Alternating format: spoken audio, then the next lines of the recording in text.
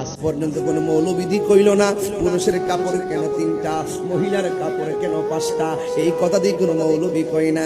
এত রঙের কাপড় থাকতে সাদা কাফন দিয়া কেন দাফন করে, এই কথা দিয়ে কোনো মৌলবি কয় না। আম পাতা, জাম পাতা, বাঁশ পাতা থাকতে অন্য কোনো পাতা দিয়া গরম জল করে না, বড়ই পাতার জল দিয়া কেন গরম জলটা করে, এই কথা দিয়ে মৌলবিরা কয় না।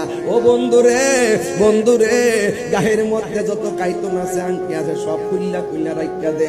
ও বাজান, এত বড় কাপড় পেঁচাইয়া দে, কাইতন কেন রাইখা দে, এই কথা দিয়ে বাজান কোন মৌলবীরা কয় না।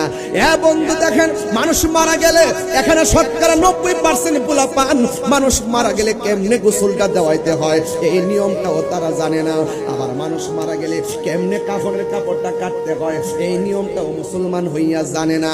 এর চাইতে দুর্ভাগ্য বিষয় আর কিছুই হতে পারে না। আরে আপন মা মারা গেলে 3 গ্রাম পারিয়া যাইয়া ওই ইমাম সাহেবরে যাইয়া কয়, হুজুর আমার মার জানাজাটা আপনি পড়াইয়েন, কিন্তু আপনার আপন মায়ের জানাজাটা কেমনে দেওয়ান লাগে সেটাও আপনি শিখলেন না।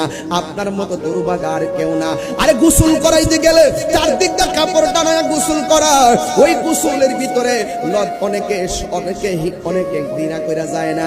ওই গোসল করাইতে গেলে আমার ডর লাগে, অথচ মুসলমান দরকার ছিল পানিটা আগায়া দেওয়া, ওই পর্দার ভিতরে যাইয়া আরে কোন রকম পানিটা আগায় দেওয়ার দরকার ছিল, কিন্তু আমরা যাই না।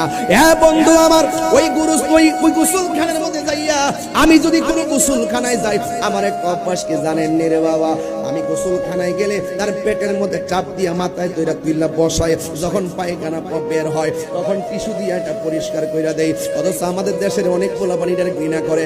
আরে বাবা, ঘৃণা করেন কেন? আজকে এই লোকটা মৃত্যুর যন্ত্রণা খুয়াইয়া ওই গোসলখানায় ঢুকলো, আজকে যদি আপনি ভালোবাসা ওই লোকটারে যাইয়া পায়খানা পরিষ্কার কইরা দেন, একদিন আপনি মারা গেলে আপনারও এমন ভাবে মানুষ পরিষ্কার কইরা দিব রে বাজান। আপনি যদি কাহারও জানাজায় দৌড়াইয়া যান, একদিন দেখবেন আপনি মারা গেলে আপনার জানাজায় মানুষ দৌড়াইয়া যাইব। ও বন্ধু, গোসলটা দেওয়াইতে গেলে নাকের মধ্যে তোলা দেয়নি, আর জন্নাক দেয়নি, নাকের মধ্যে তোলা দেয়নি, কানের মধ্যে তোলা দেয়নি, একটু চোখের মধ্যে দাদার লাশটা বাসান, চোখের মধ্যে দাদির লাশটা বাসান, চোখের মধ্যে মায়ের লাশটা বাসান, চোখের মধ্যে বাবার লাশটা বাসান। কেমনে গোসল দেওয়াইছেন, কেমনে নিছেন চোখে বাসান, আর মনে মনে কল্পনা করেন কোথায় ছিলাম, কোথায় আসলাম, আমার কোথায় যাব, আমিও তো তাদের মতো পরপারের যাত্রী। বন্ধুরে, ওই গোসলখানার মধ্যে যাইয়া নাকের মধ্যে তোলা দেয়, আবার কানের মধ্যে তোলা দেয়। জিজ্ঞাসা করা হলো, বন্ধু কেন তুমি এমন ভাবে তোলা দিলা? তখন কি উত্তর দিয়ে জানেননি? ভাই আমরা পানি ডাইলা গোসল করামু, নাক দিয়ে